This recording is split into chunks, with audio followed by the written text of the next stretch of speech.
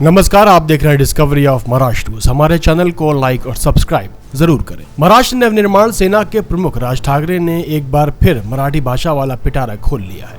पहले भी मन से कई बार हिंदी भाषा को लेकर विवाद खड़ा कर चुका है। अब उन्होंने देवेंद्र फडणवीस सरकार में स्कूल शिक्षा मंत्री दादा भुसे को चिट्ठी लिखकर कहा है कि अगर स्कूलों में हिंदी की पढ़ाई को अनिवार्य किया गया तो उनकी पार्टी आंदोलन करेगी। राज ठाकरे ने अपने पत्र में राज्य सरकार की हालिया घोषणा का हवाला दिया, जिसमें पहली कक्षा से 3 भाषाएं सिखाने की बात कही गई थी और हिंदी को तीसरी अनिवार्य भाषा के रूप में शामिल करने का प्रस्ताव रखा गया था। हालांकि जन भावनाओं और राजनीतिक विरोध के बाद सरकार ने ये स्पष्ट किया था कि हिंदी को अनिवार्य नहीं बनाया जाएगा। बावजूद इसके ठाकरे ने पत्र में चिंता जताई है कि अभी इस विषय में कोई स्पष्ट और लिखित आदेश सरकार की ओर से जारी नहीं किया गया है। उन्होंने कहा कि इस अस्पष्टता की वजह से स्कूलों और अभिभावकों के बीच भ्रम की स्थिति बनी हुई है।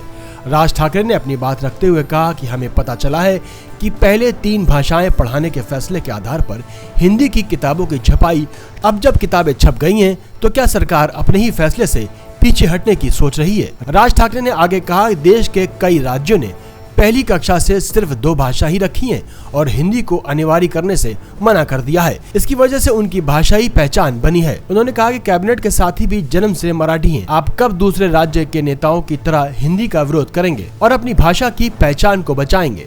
हम उम्मीद करते हैं कि सरकार भी उन राज्यों की तरह अपनी भाषा के लिए मजबूत भावना दिखाएगी। ठाकरे ने आगे सवाल किया कि इस बारे में आपने ये भी घोषणा की थी कि महाराष्ट्र राज्य शिक्षा बोर्ड के सिलेबस वाले स्कूलों में पहली कक्षा से सिर्फ 2 भाषाएं पढ़ाई जाएंगी, लेकिन इस घोषणा का लिखित आदेश अभी तक क्यों जारी नहीं किया गया है।